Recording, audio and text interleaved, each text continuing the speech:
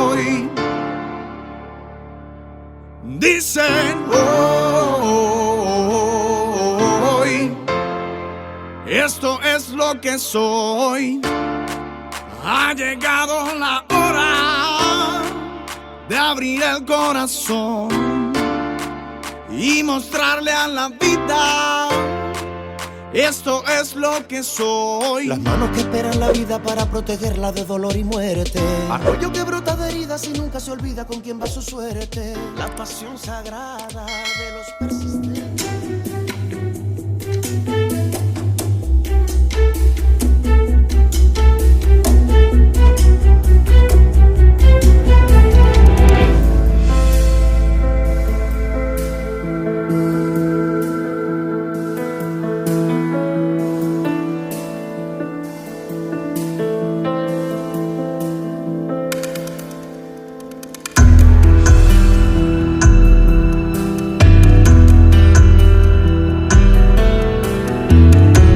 Falta que la administración Trump bloquee, ahora sí, marítimamente, de verdad la dictadura cubana, porque un bloqueo no entra ni un mulo de pollo, no entra ni un delfín por el mar.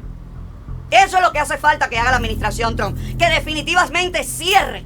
Hay que ver como virtud ser mentiroso. Hay quien le gusta crear oportunidades y a otros graduarse de más prácticoso. Yo estoy seguro que toda esta tonga de cubanitos que viven aquí en Miami, que vivieron en casas que le quitaron a otras personas, que hoy en día se ponen a hablar que a favor del embargo, sí, que le paguen la deuda, sí, que le paguen la deuda, pero porque usted no paga, porque usted vivió. Porque cuánto, vamos a poner que le paguen la propiedad a ese hombre, y le pagaron la casita, que le quitaron, que la casita costaba en aquel entonces 60,000, más los intereses, más no sé qué cosa, $100,000. Y todo el tiempo que esa gente dejaron de ganar la renta por esas propiedades, que usted, que hoy en día está a favor del embargo, no pagó y vivió gratiñán, porque usted vivió gratis. Usted vivió en una casa que fue expropiada a alguien, que el gobierno cubano te la dio en usufructo gratuito. Usufructo gratuito. Usted se imagina que ahora en el embargo le dijeran, ok, el gobierno tiene que pagarme la propiedad, pero usted que vivió allí, usted tiene que pagar todos esos años la renta de esa propiedad, el dinero de esa propiedad, todo ese propietario iba a generar en todos esos años que usted vivió gratiñán. Yo estoy seguro que ¿quién apoyaría el embargo? Yo estoy seguro que nadie. ¿Quién estaría diciendo, devuélvele las propiedades, páguenle el dinero? Yo estoy seguro que nadie, porque cuando te dijeran a ti, o a mí, en mi caso, a mi familia, a mi abuela que vivió en una casa que el gobierno le dio, tú te imaginas ya cuántos años yo viví 20 y pico de años, tienes que pagar la renta y todos los intereses, más la inflación de esa propiedad. No sé, serían cientos de miles de dólares.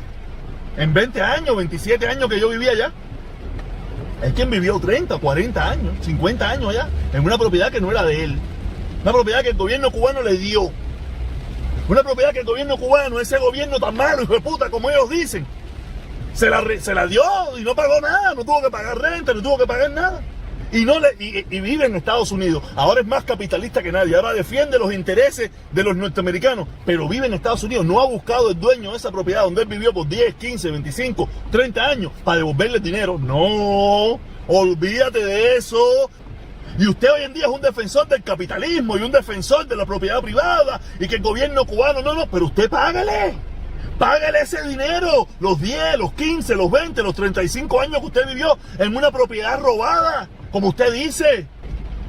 Pero nada, es muy fácil, tú sabes, todas las tonterías que se hablan aquí en Miami, un poco de bobotrones, porque aquí lo que hay es una cantidad de bobotrones hablando sandeces y boberías, que ellos no saben, porque no, imagínate, cuando tú te puedes imaginar que muchos de ellos, o casi todos ellos, vivieron de ese gobierno, o eran parte del gobierno, o eran funcionarios de ese gobierno, eran de la juventud, si no eran de la juventud iban a misiones internacionalistas, ponían música en los 1 de mayo, en los 1 de enero, en los 1 de todo el mundo por ir para allá, otros hacían entrevistas a los artistas comunistas y así por ir para allá, todos estudiaron todos tienen carreras universitarias y están bien preparados con estudios universitarios en las mejores universidades de Cuba. La vives, la agarras, si la vives, te encanta, te despierta y te levanta, beso que no pase más que el mar, mire, la vives,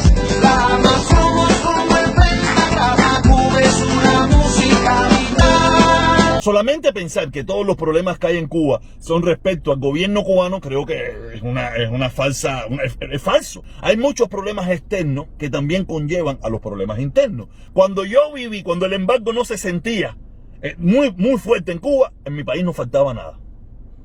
En mi país no faltaba nada. ¿Sabes? Quiere decir que yo no creo que ese gobierno sea tan malo que tiene los almacenes llenos de comida, las cosas llenas de productos, y no lo quiere dar al pueblo. O sea, yo no lo creo así. Si usted cree que eso es así y usted sabe dónde están esos lugares, dígalo, para que el pueblo, si quiere, que lo vaya a buscar. No lo crea, pero el pueblo, si quiere, que lo vaya a buscar. O sea, yo no lo creo. Yo creo que la necesidad, debido a todas estas medidas, a todas estas leyes que en los últimos tiempos han puesto muy difícil la situación en Cuba, quienes las pagan es el pueblo cubano. No entiendo cómo tú puedes pedirle a un gobierno que mejore las cosas en Cuba cuando tú por el otro lado lo estrangulas. O sea, no sé, creo que es una hipocresía. ¿Qué es el bloqueo de Estados Unidos a Cuba? El bloqueo de Estados Unidos es un conjunto de leyes que impiden el libre comercio con Cuba.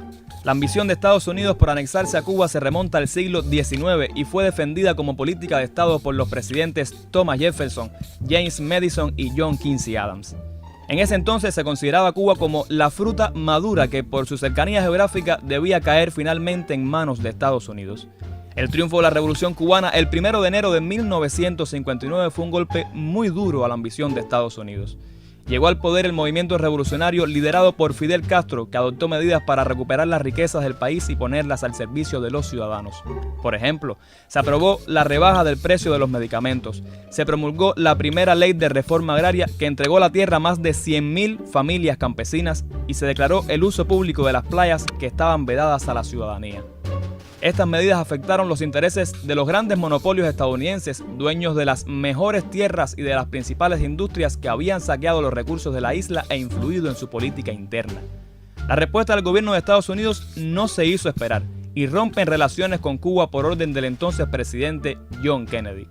El bloqueo económico y financiero comenzó oficialmente a partir de las 12:01 de la madrugada del 7 de febrero de 1962. Es el bloqueo más largo en la historia de la humanidad. Actualmente el bloqueo a Cuba ha significado pérdidas económicas por más de 138.000 millones de dólares. Viola los derechos humanos al impedir el acceso a tecnologías, alimentos y medicinas que podrían mejorar la calidad de vida de los cubanos. Por ejemplo, 12 horas de bloqueo equivalen a toda la insulina que necesitan al año los cubanos que padecen diabetes. Para colmo, las restricciones se intensifican. Una de las medidas más recientes prohíbe a las empresas de cualquier parte del mundo la venta de productos a Cuba que contengan más de un 10% de componentes estadounidenses. Por si fuera poco, Estados Unidos no respeta la opinión internacional. La abrumadora mayoría de los países del mundo votan en las Naciones Unidas desde hace años a favor de levantar el bloqueo contra Cuba. Es bien sabido, por ejemplo, el conflicto que hay entre Estados Unidos y Cuba y cómo Donald Trump ha asfixiado a la isla sin compasión pese a los esfuerzos de Obama de ir aliviando la situación.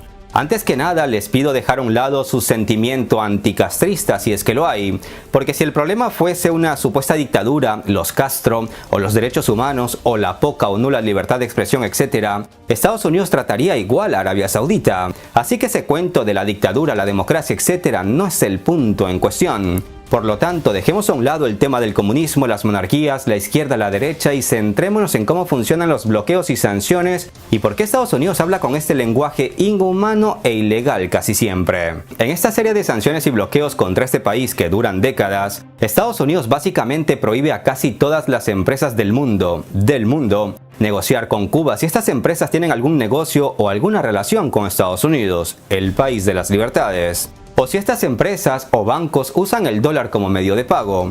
Y como el dólar es la moneda global, ahí está la trampa. Estados Unidos puede meter sus narices en cualquier parte del mundo. Como consecuencia, bancos, multinacionales y hasta empresas pequeñas de todo el mundo tienen miedo de hacer negocios con Cuba, porque tarde o temprano el golpe de las sanciones les dará en la cara. Por ejemplo, si un banco de Francia es intermediario en una transacción de Cuba que quiere importar, digamos, material textil desde Vietnam, tanto el banco francés como la empresa vietnamita podrían ser sancionadas por Estados Unidos. ¿Por qué? Bueno, porque el banco francés seguro que en su balanza usa el dólar para distintas otras transacciones en el mundo. Es decir, este banco depende de la moneda estadounidense. Y a la empresa vietnamita porque seguro que éste exporta también material textil a Estados Unidos. Así que por negociar con el enemigo, el banco francés debe pagar una multa. Y la empresa vietnamita podría verse amenazada con que sus productos ya no pueden entrar al país de las libertades. ¿Dónde está la libertad? ¿Dónde está la justicia? ¿Dónde está el libre comercio? ¿Dónde está la globalización que tanto profesan desde Washington?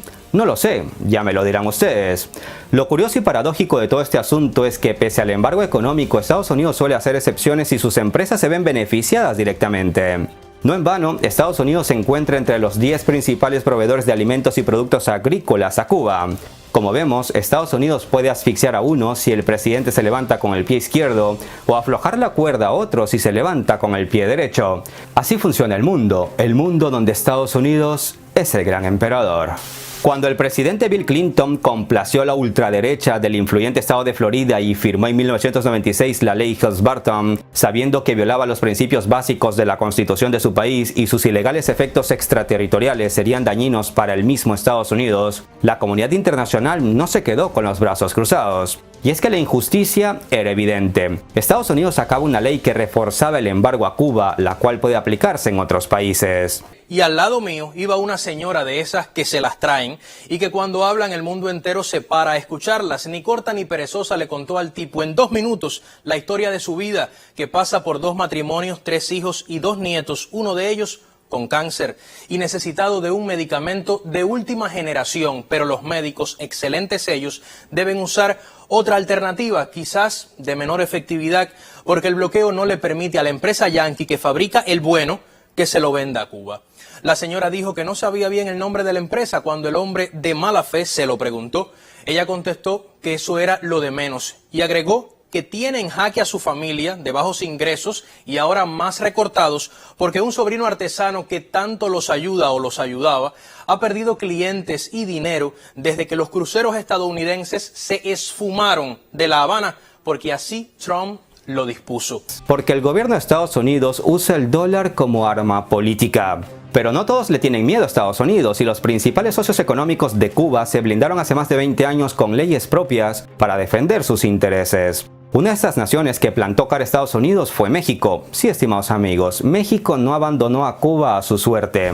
Desde México, en 1996 dijeron con firmeza que rechazaban la aplicación de leyes comerciales unilaterales con carácter extraterritorial, puesto que violan las normas del derecho internacional. Acto seguido, los mexicanos sacaron una ley antídoto que entró en vigor a finales de 1996. Con esta ley, México protege a sus empresas y bancos de las sanciones ilegales de Estados Unidos. La Unión Europea y otros países tienen leyes antídotos similares. Un lío muy curioso ocurrió por esos años entre Canadá, Estados Unidos, Walmart y Cuba. Y es que en Canadá, una filial de Walmart retiró de los estantes de sus decenas de tiendas una marca de pijamas hechas en Cuba, por temor a ser multada con hasta $1 millón por Estados Unidos, país que prohíbe al mundo negociar con Cuba. Lo curioso del caso es que las leyes canadienses sancionaban con multas de hasta $1,1 millones a las empresas en Canadá que obedezcan sanciones comerciales extranjeras, como el embargo de Estados Unidos a Cuba. Es que la injusticia contra Cuba es tan evidente que los propios aliados de Estados Unidos le dicen: oye, ya la Guerra Fría se acabó, la Unión Soviética ya no existe, ya no hay amenaza roja.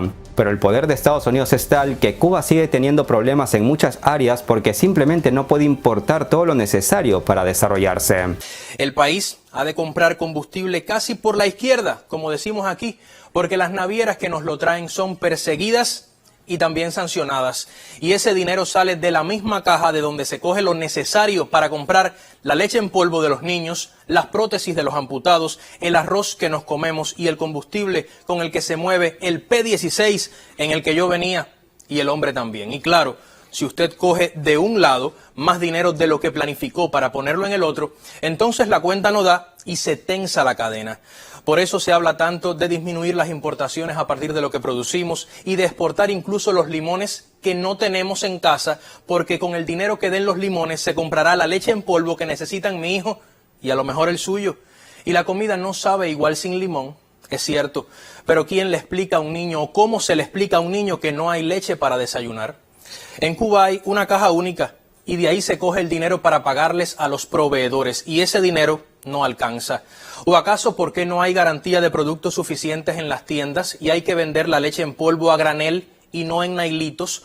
¿O por qué no podemos comprar todo el combustible que precisamos?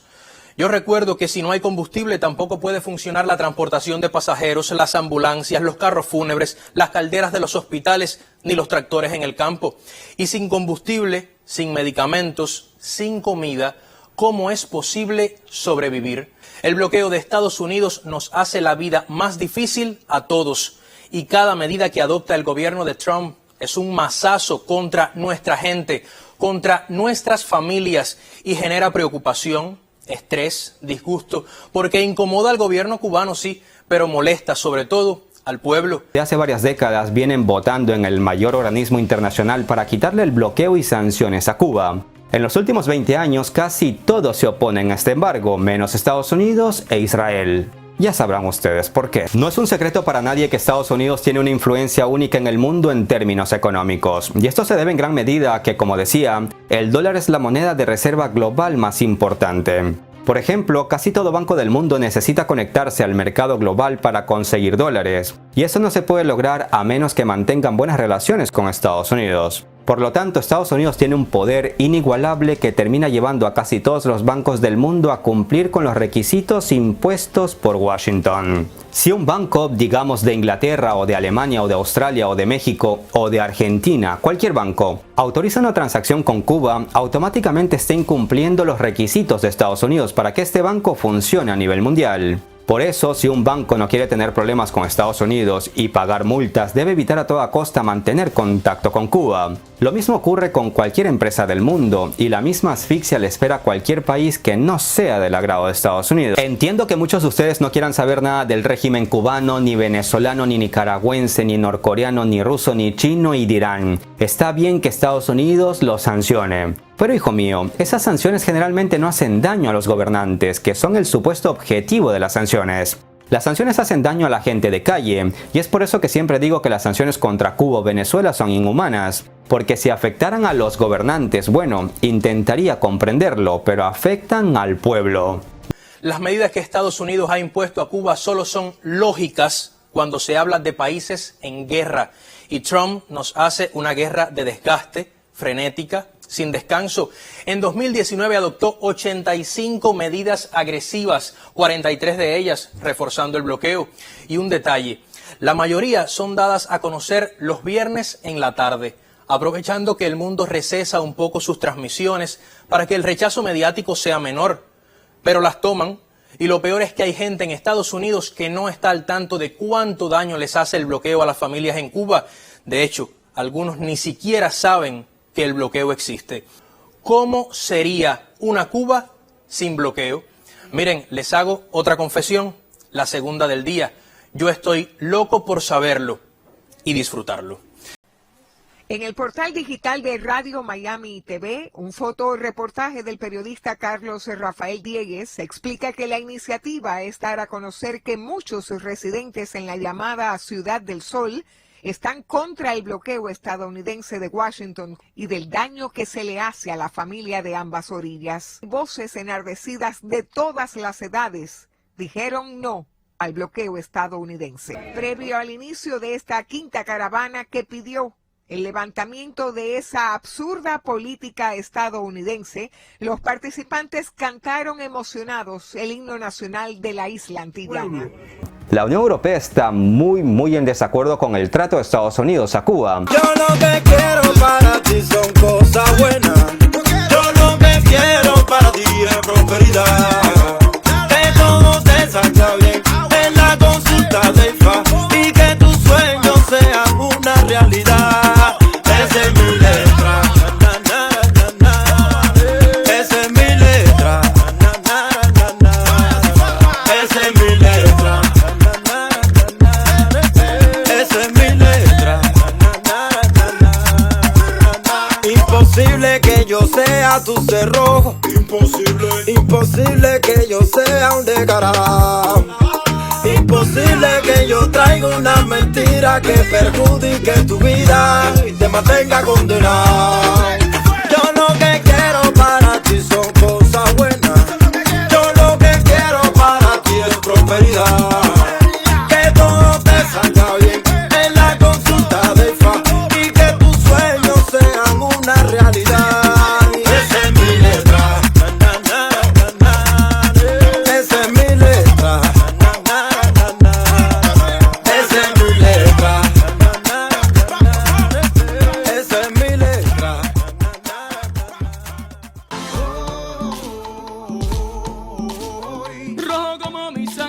cobrar.